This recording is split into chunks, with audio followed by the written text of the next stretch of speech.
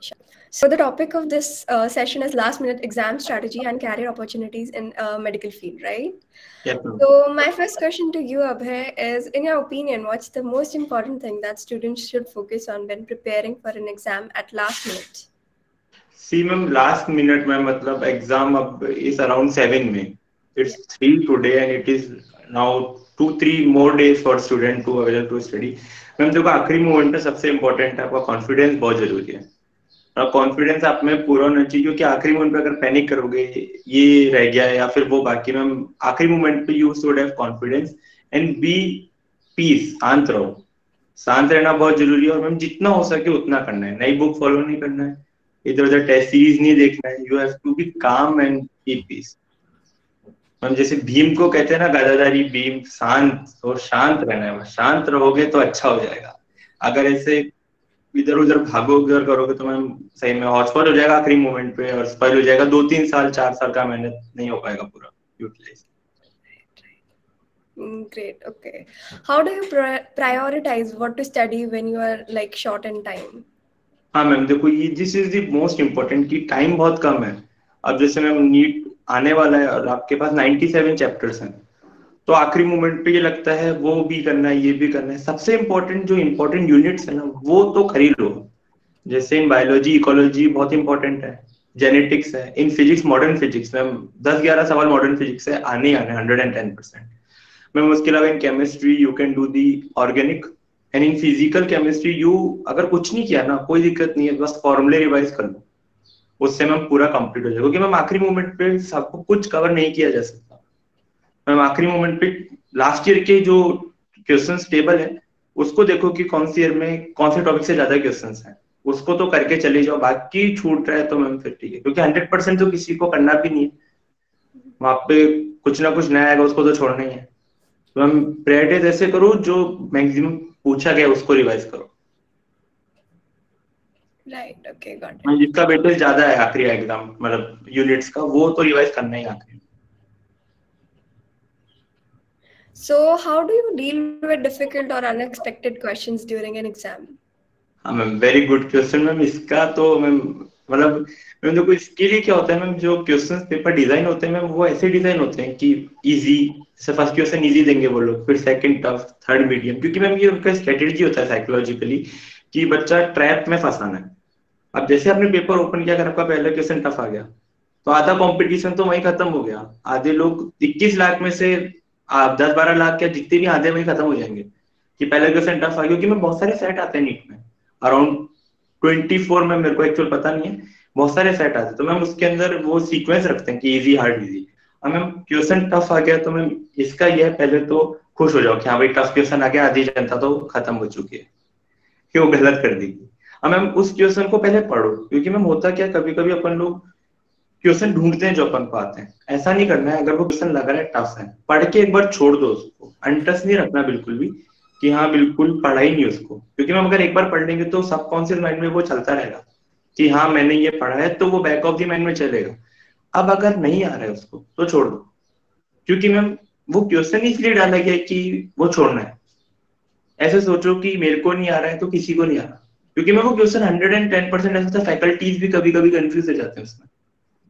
तो आपको कोई पीएचडी तो करना नहीं है सब्जेक्ट में कि नहीं मेरे तो सारा ही आना चाहिए अब तो ऐसा हो गया. लेकिन छोड़ दो एक आध क्वेश्चन तो ज्यादा ठीक है. नेगेटिव करोगे तो ज्यादा दिक्कत होगा. तो मैम उसको वहां ऐसे ही टैकल करना है. पहले तो खुश होना है कि हाँ ठीक है एकदम काम डाउन होना है पानी पीना है और फिर देखना है कहीं से छोड़ दिया मैंने. क्योंकि मैम वो क्वेश्चन बहुत साइकोलॉजिकली खेलते हैं मैम ये. जब नीट का पेपर डिजाइन होता है तो मुझे लगता है साइकोलॉजी से भी बैठाते हैं वहां पे कि यहाँ पे इजी टफ इजी यहाँ पे ट्रैप कर दो इसको. Right. So, what were your tips for staying focused and avoiding distractions during study sessions?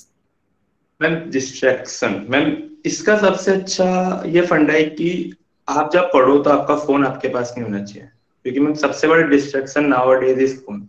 हम ऐसे तो नहीं कह सकता कि ना मत पढ़ो फोन से. क्योंकि मैम कोचिंग में भी अगर लेक्चर अटेंड नहीं किया तो ऑनलाइन मिलेगा आपको डाउट कनेक्ट पे चीजें. क्योंकि you have to connected by the internet. आजकल के टाइम पे इंटरनेट इज मोस्ट इंपॉर्टेंट और आप पढ़ते भी हो. तो मैम इसका सबसे अच्छा बेस्ट फंड है कि एक तो आप टाइमर से पढ़ो. क्योंकि मैम ये इट इज साइंटिफिकली प्रूवन कि अराउंड आपका जो लेवल होता है concentration, it is focus on of 1.5 hour, मतलब 1 आवर 30 मिनट्स तक आप फोकस रख सकते हो, इसके अलावा आपका फोकस खत्म हो जाता है। तो मैं ऐसा करता था, टाइमर लगाता था 1 आवर 30 मिनट्स का, छोटे वाले फोन में, कीपैड वाले में, उसमें लगा के आई स्टडी, और मैं फिर 15 मिनट्स का ब्रेक लेता था। मैम डिस्ट्रैक्शन का यही है कि आप टाइमर से पढ़ो, क्योंकि मैम अगर ऐसे पढ़ते हैं ना घड़ी लगा के, तो मैम नहीं पता चलता। मैम डिस्ट्रैक्शन की यही है, you should study by using the timer and no phone should near. हाँ, लेक्चर देख रहे हो तो उसको बाद में देखो, वो सेल्फ स्टडी में इंक्लूड नहीं करोगे आप उसको। अगर टाइमर से पढ़ रहे हो तो you are doing solving the numerical और एमसीक्यू और लर्निंग समथिंग। मतलब आपका जो टाइम है 1.5 आवर, वो वीडियो में काउंट नहीं करना है कि हाँ वीडियो चल रही 1.5 घंटा हो गया, ऐसे नहीं, वो डिस्ट्रैक्शन ही होगा अल्टीमेटली। तो आप अगर स्टडिंग बाय वीडियो लेक्चर और anything not included in that time में, but you are doing self study, then it is including in that. तो इसका यही सबसे अच्छा फंड है, स्टडी बाय टाइम में, टाइम लगा के पढ़ना है। ग्रेट। सो कभी कभी प्रॉब्लम्स आती है, हमें मेमोराइजिंग टेक्निक्स नहीं पता होती कई बच्चों को, है ना? So how do you do you have any specific techniques for memorisation for important like subjects? Memorising techniques तो मैम सबसे अच्छा तो ये फंड है कि आप निमोनिक्स बना सकते हो। और निमोनिक्स भी इतने ज्यादा नहीं बनाने की खुद कंफ्यूज हो जाओ कि कितने निमोनिक्स बना लिए। मैम फर्स्ट वे तो ये, मैम सेकंड वे ऐसा है कि मैं स्पेशली क्या है, याद आपको क्या करना पड़ता है बायोलॉजी और केमिस्ट्री में, इनऑर्गेनिक। तो मैं बायोलॉजी के अंदर जैसे ईयर्स बहुत सारे हैं इकोलॉजी में, it is like project tiger in 1973 and other जितने भी ईयर्स हैं, तो मैं उनको आप लिंक कर सकते हो कि 1973 किसी का, मान लो आपके दादा दादी का बर्थ, एनी किसी का बर्थ डेट हो, या आपकी गाड़ी का नंबर हो, या किसी का फोन नंबर हो, मैम ऐसे ही लिंक करना पड़ेगा। मैम यही है मैम मेमोराइजेशन का तरीका। तो और मैम अगर नहीं हो रहा ना याद, तो सब बार बार ही पढ़ना है, क्योंकि मैम ज्यादा ट्रिक्स भी नहीं बना सकते और ज्यादा कोरिलेट भी नहीं कर सकते। मैम मेन फंडा तो ये, you should make mnemonics as much as possible, और अगर निमोनिक्स से आपको नहीं सूटेबल रहता तो आप उसको बार बार पढ़ो मैम। मैम इसका यही तरीका है मैम, क्योंकि biology and inorganic chemistry specially too much have to revise. Ma'am वही लाइन कम पढ़ो, बार बार पढ़ो। मैम इसका यही है मेमोराइजेशन का। So, what were the relaxation techniques or stress management techniques that you used during your week before exam? Ma'am अच्छा, रिलैक्सेशन टेक्निक मैम मेरे टाइम पे मैं ऐसे करता था, जैसे अपना 1.5 आवर का टाइमर लगा के I do some physical activity like in the evening time specially. और मैम जैसे सुबह का टाइम है, अब दिन में तो ma'am I not able to do physical activity, so ma'am I move out, छत पे चले जाता था, वॉक कर लिया थोड़ा, घर पे बात कर लिया, या कुछ कॉमिक वगैरह पढ़ लिया। मैम फोन यूज नहीं करना है, मैं फोन यूज नहीं करता था क्योंकि मैम होता क्या, अपन सोच रहे हैं कि मैं फ्री हूँ अभी 15 मिनट्स, तो मैं फोन ले लूंगा। हमें फोन में, या you can listen music, okay, लेकिन आप सोशल मीडिया नहीं खोलोगे, क्योंकि मैम होता क्या है, अपन लोग फ्री हुए फोन ऑन कर लेते हैं। अब मैं वो आपको रिलैक्स नहीं, आपने खुद को और टायर्ड कर लिया, आपने कुछ भी देखा वो आपके बैक ऑफ द माइंड पे रिवर्स चलता रहेगा। तो मैम अगर रिलैक्स आप कर रहे हो पढ़ने के बाद, तो फोन तो नहीं लेना है, बाहर चले जाओ, बालकनी में खड़े हो जाओ, छत पे, घर पे बात कर लो, पेरेंट्स से कुछ डिस्कस कर लो, या कुछ इधर उधर घूम लो, लेकिन मैम फोन तो नहीं यूज करना। क्योंकि मैं तो क्या करता था, शाम के टाइम तो साइकिलिंग करने निकल जाता था, और अगर वैसे फ्री होता था तो भैया से बात कर लिया, या किसी से बात कर लिया, कुछ कॉमिक पढ़ लिया, न्यूज़पेपर पढ़ लिया, मैं ऐसे रिलैक्स करता था। ओके, सिंस हम लोग आज कैरियर अपॉर्चुनिटीज की भी बात करने वाले हैं, so the question is what are some career opportunities in medical field that students may not be aware of? Ma'am देखो, पहले तो ये फंडा हुआ करता था कि अगर आपने बायोलॉजी ले लिया, तो अभी भी मैम ये लोगों के दिमाग में मिथ है। मैम बहुत बड़ा क्वेश्चन है कि अगर कोई घर में पूछता है बायो या मैथ्स, तो मैम मैक्सिमम लोग कहते हैं कि नहीं मैथ्स। क्यों? क्योंकि वो बायोलॉजी में एक ही फील्ड देखते हैं, डॉक्टर। अगर आपका नीट क्लियर नहीं हुआ तो सबसे बड़ा क्वेश्चन मार्क क्या आता है कि आप अब क्या करोगे। मैम पहले इतनी अपॉर्चुनिटी नहीं थी, मैम पहले इतनी सोशल मीडिया और मैम इंटरनेट तो था ही नहीं, एक्सेसिबिलिटी नहीं थी। मैम इतना ज्यादा career opportunity, ma'am they are earning more than doctors. Ma'am first is the biotech. I mean, biotech, there is too much scope. I mean, biotech recently, the COVID-19 vaccine is all under the biotech field only. Then second is the microbiology. Physiotherapy ma'am there are too much wide of the variety ma'am. अब तो limit नहीं है ma'am. आप अगर देखोगे ना opportunities, क्योंकि ma'am you have to think, आपको कोई ऐसे रिस्ट्रिक्ट नहीं सोचना है कि MBBS BDS ma'am, there are too much opportunities. You can do agriculture ma'am, agriculture is also very good field nowadays when people are quitting their IITs and multinational company job and investing in the agriculture field. When biotech, and when biotech, as you all know, chat GDP is nowadays coming, and it is in form of the technology we can use in the form of the humans. Like Elon Musk is preparing for the superhuman, and what he is ultimately thinking. Now it is all about the biotech only.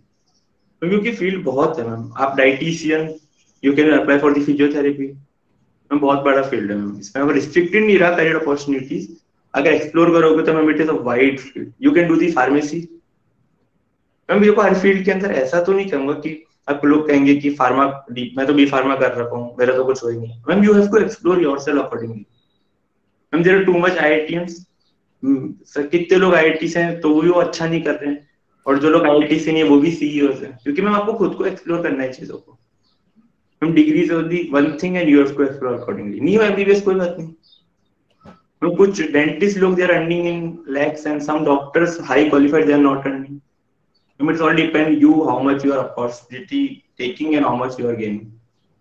And बहुत opportunities हैं, अब restrict ही नहीं रहा ये field. Okay, what are some biggest challenges facing the medical field today, and how can aspiring medical professionals prepare for them?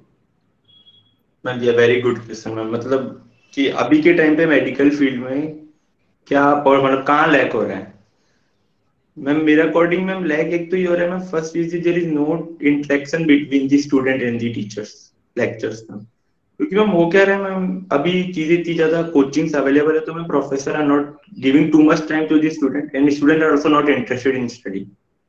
They go to the college for attendance and they come back. Ma'am एक जो student and teacher relationship है जो school में रहता था सच ma'am, वो college में तो खत्म हो गया। क्योंकि ma'am it is all because of the coaching and everything. Coaching है, एलएन वगैरह थे, अभी भी ma'am they are coming in the NEET PG field, सब में आ रहे हैं। लेकिन मैम जो कॉलेज जो होता था, जो प्रैक्टिकल देख सकते हो मैम, वो खत्म है ma'am. This is the biggest lack ma'am. Second ma'am, एक तो student are not too much interested in the practicals, मतलब प्रैक्टिकल में जाना ही नहीं है। They only have to study from the video lectures and commanding on the theory only. Ma'am अब आप डॉक्टर बन रहे हो, तो मैम डॉक्टर बनने के लिए आपको प्रैक्टिकली जो चीज आनी चाहिए। मैम जैसे जो स्टूडेंट है अभी 11th-12th में, they can correlate. Ma'am metre bridge होता है मैम, उसको अगर आप बुक में देखोगे तो वो बहुत छोटा सा होता है, लेकिन अगर आप कॉलेज स्कूल के लेबोरेटरी में जाओगे तो ma'am it is too much different. Ma'am book में और कुछ चीज और वहाँ पे क्या चल रहा है पता नहीं मैम। ऐसे पोटेंशियोमीटर होता है मैम। ऐसे मेडिकल के अंदर आपने कोई डिजीज देखी कि नियोनेटल जॉन्डिस है, पढ़ लिया आपने उसको, लेकिन मैम वहाँ पे जाके जब आप देखोगे पेशेंट को ma'am, it is different, totally different. मतलब जो पढ़ा है वो तो वहाँ पे अलग ही लगता है मैम। ये बहुत बड़ा लैक है मैम। और ma'am government is doing postings लगाती हैं, लेकिन हम स्टूडेंट नॉट इंटरेस्टेड, क्योंकि मैम वहाँ पे जो लोग उनको वो इंटरेस्टेड नहीं है बताने में। उनको लगता है बर्डन है, स्टूडेंट को लगता है बर्डन है मैम। ये बहुत बड़ा लैक हो रहा है मैम फील्ड, क्योंकि ma'am practical knowledge is totally gone, zero ma'am. ये बहुत बड़ा है इशू है इसका फील्ड का। Ma'am it should be improved as soon as possible. क्योंकि हम जितनी भी कॉन्फ्रेंसेज हो रही है, जितनी भी हाई क्वालिफाइड डॉक्टर्स हैं मैम, अभी कौन थे मेरे को रिकॉल नहीं हो रहा था, कौन थे, संडे मूर्ति उनका सर, मेरे को मैम याद नहीं आ रहा। वो आईआईटी के कॉन्वोकेशन में गए थे, तो उन्होंने कहा कि practical knowledge is totally zero in nowadays student.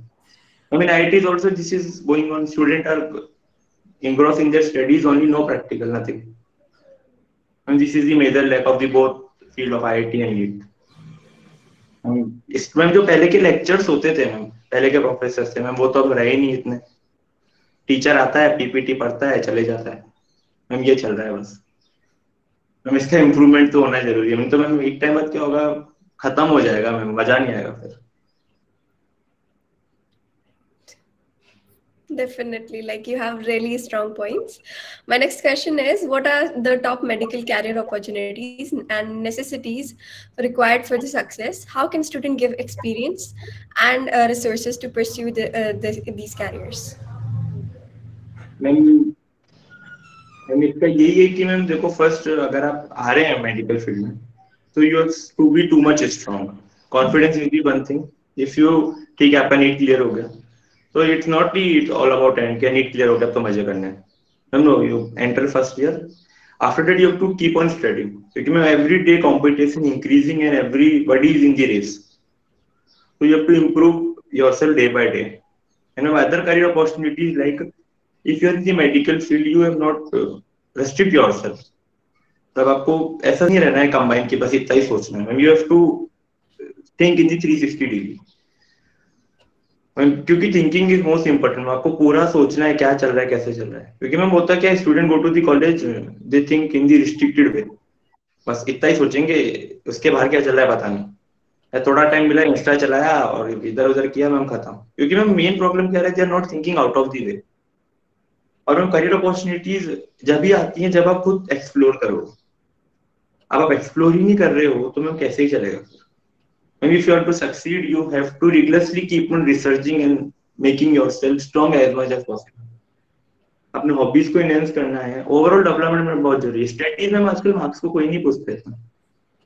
आप जाओगे I have got this much degree, they will give no value. They will check आपने अदर और क्या चीजें की है वो बताओ. आप नहीं बताओगे मैंने कुछ नहीं किया सर मैं तो टॉपर था. बोलेंगे ठीक है 50 टॉपर खड़े हैं बाद. आप अपना बताओ आपने और क्या किया. आपने हॉबीज क्या है. हॉबीज बोलेंगे रीडिंग बुक्स. क्या बुक पढ़ी. कुछ नहीं पढ़ी. Sport cricket. क्रिकेट में कौन सा टूर्नामेंट जीता पता नहीं sir. Ma'am you have to develop in the overall. आप आर्टिस्ट हो तो you take part in competition. Ma'am develop करना है मैम करियर अपॉर्चुनिटीज. और मैम फील्ड में आने के बाद यही you have to explore yourself as much as possible. Right. Any advice or tip you would like to give to your juniors? Yes ma'am tip मैं एक ही देना चाहूंगा. एक तो ma'am confidence is the key to success. Ma'am second is ma'am dream big.